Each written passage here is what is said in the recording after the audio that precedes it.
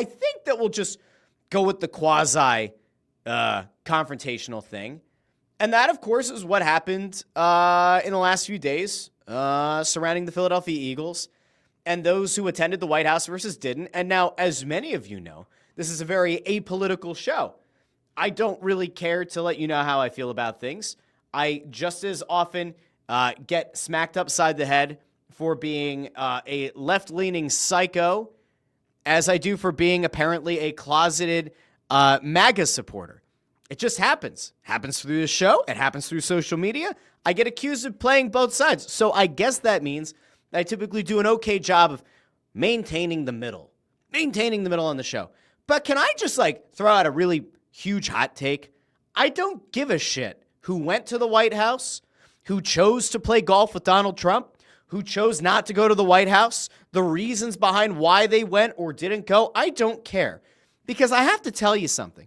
Never in my life have I had a professional athlete do anything that has even remotely impacted the way that I have voted on a candidate. I have voted for something that was going to be on a ballot.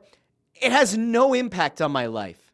Now, there might be people out there who, for whatever reason, and these people are misguided, there are probably people out there right now who are going to look at Saquon Barkley's decision to go visit Donald Trump and play golf and ride Air Force One, and that's going to fundamentally change how they view Saquon Barkley. There are going to be people who are going to see that Jalen Hurts didn't make it due to quote-unquote scheduling conflicts and are going to hold that against Jalen Hurts. Now they're not going to like Jalen Hurts. I got to be honest with you. It doesn't matter. They're pro athletes. If most people knew how their favorite professional team felt about politics, felt about certain politicians, felt about the border, felt about LGBTQ rights, felt about the Department of Education, felt about any number of things, pro-life versus pro-choice, they'd lose their minds, okay? Many times. And it's always funny because when something eventually comes out, when there's kind of rubber meets the road and you find out that an athlete is left-leaning or right-leaning and you piss off half of social media, it's like people are genuinely surprised. Oh, I wouldn't have supported the Phillies if I knew that most of the guys in the clubhouse are Republicans. Okay, well, or a good chunk of the better players on the team were Republicans. Does that impact how you feel when one of them hits a home run? Does that impact how you feel if those guys go on a World Series run? Now that you know which players didn't go to the White House, does that mean that you're no longer going to cheer for Jalen Hurts if he scores a touchdown? Or if he leads the Eagles back to a Super Bowl? Or if he wins a Super Bowl MVP? Does that change how you feel about Jalen Hurts going forward? If this season Saquon Barkley goes out and rushes for 1,300 yards, finds the end zone 15-plus times, the Eagles win 14 games, they go on another deep run, maybe even make it back to another Super Bowl, are you not going to cheer for Saquon Barkley now? Are you going to forever be traumatized by a picture of Saquon Barkley sitting next to Donald Trump? Is that going to fundamentally change how you enjoy Sundays? Now, if it does, that's okay. I guess you can feel like that's worth it. Maybe it is to you. But I think you'd be misguided. A professional athlete shouldn't be the one to tell you how to feel about issues or how to feel about things. They don't matter. They play a game.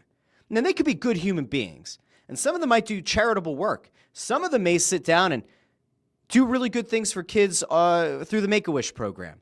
There may be some who donate their time or dedicate their time to the Boys and Girls Clubs and to other worthwhile charities and endeavors. And whether or not they're Republicans or they're Democrats, it doesn't matter. They still spend their time meeting fans and doing the right thing. That's the kind of stuff that you should evaluate a professional athlete on. Shouldn't be whether or not they golf with a sitting president. Shouldn't matter if you like that president or you hate that president with every fiber in your being. It shouldn't matter if that player decides not to go attend the White House, whether it's a scheduling conflict or because they fundamentally disagree with the policies being implemented by the current presidential regime. None of it matters. Now, again, if that is something that you absolutely are diametrically opposed to, if you are so stuck in your own head about my professional athletes have to have the same views that I do in order for me to support them, more power to you. I think you're incredibly misguided, but more power to you. But to me, it wasn't much of a controversy. And I thought that a lot of the controversy that was going to come out of it was going to be a mostly bullshit talking point. And in fairness, that is what ended up happening. And if you went on social media, your platform of preference, chances are you saw people saying that they will no longer support Jalen Hurts because he was not at the White House. And I can certainly point to many instances of people saying that they are not going to cheer for Saquon Barkley and that they are now out on Saquon Barkley because he golfed with Donald Trump.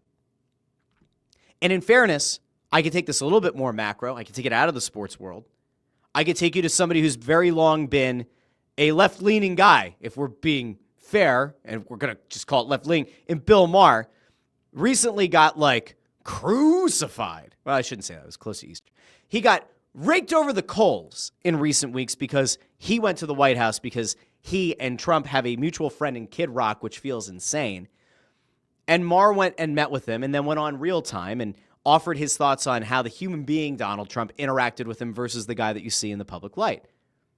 And he's since, in the weeks that have followed, gotten ripped on his own show by people who are guests on his own show. I guess all of this is to say I've somehow gotten very preachy on it. I don't give a shit what an athlete thinks. I honestly don't give a shit what a comedian thinks. The values that you hold as a human being should be yours to have. And if you choose to now take the enjoyment of the thing that's not supposed to be political, sports, and you allow that to affect how you root for your favorite team, you can do that. I just think that it's probably not a great thing to do. And it really shouldn't impact whether or not ball goes across the goal line and we cheer together as an apolitical group known as Philadelphia Eagles fans. There was a Les Bowen controversy that came out. And then I saw that Nick Cale, formerly of 97.5 The Fanatic, who now is or has been over on 1210, right, WPHT for, I think he's in a multi-year run now as a conservative talk radio host.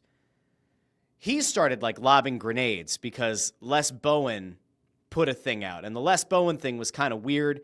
Les Bowen essentially went out and he tweeted something along the lines of how Saquon Barkley is a good person and a wonderful player. But he has good intentions or could have good intentions, but he's a guy with a huge platform, good intentions, but he kind of blundered. He blundered into stuff that he doesn't fully grasp. Not a bad guy, but he's out of his depth. And I sat back and I thought about it. And I thought about Les Bowen's current standing. And I thought about where Les Bowen is relative to where he was when he was at his peak powers, writing for the Daily News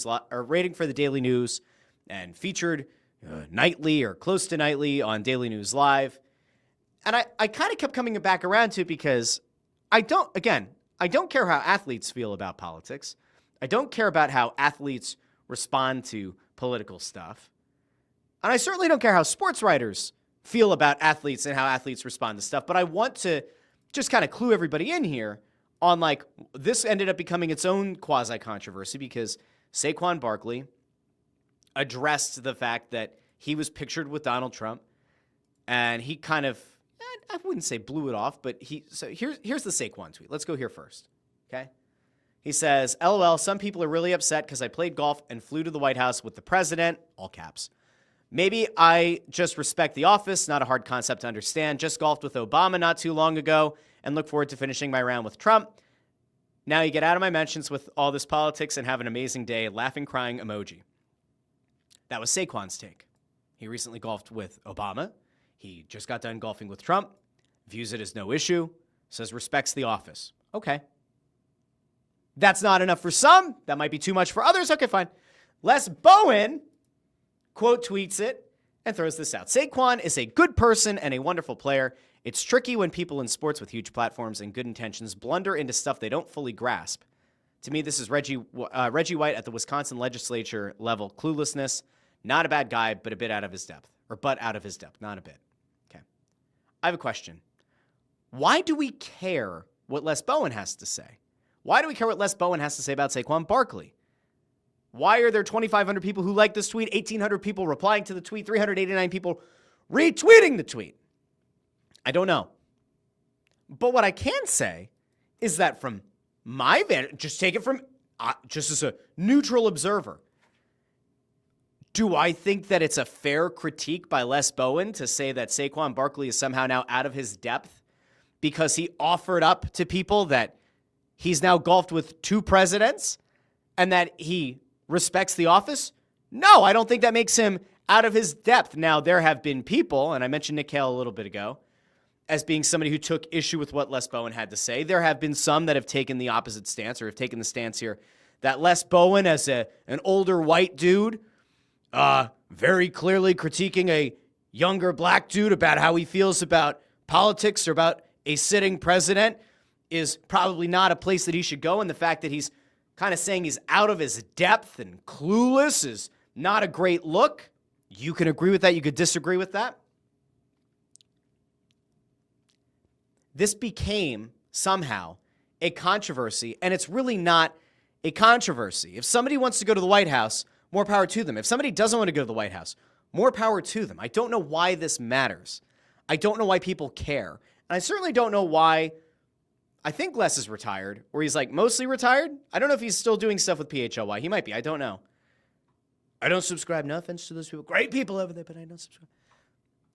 I don't know why he feels the superior, or the moral, or maybe the academic superiority here to now throw out the idea that Saquon's decision and his rationale behind what he ended up doing was a demonstration of cluelessness or ignorance. I don't know why he gets that high ground. I don't know why anybody would think that Les Bowen should have that high ground. The only reason that you would amplify that, or that you would side with Les Bowen, is because you are upset with Saquon Barkley's decision. But again, that's kind of you leaning into your own beliefs and your own political leanings. I don't care about what Les Bowen has to say about politics. I certainly don't care what he has to say about a professional athlete's take on politics. And yet I've taken up time on the show to address them and to think about it. But it's kind of weird.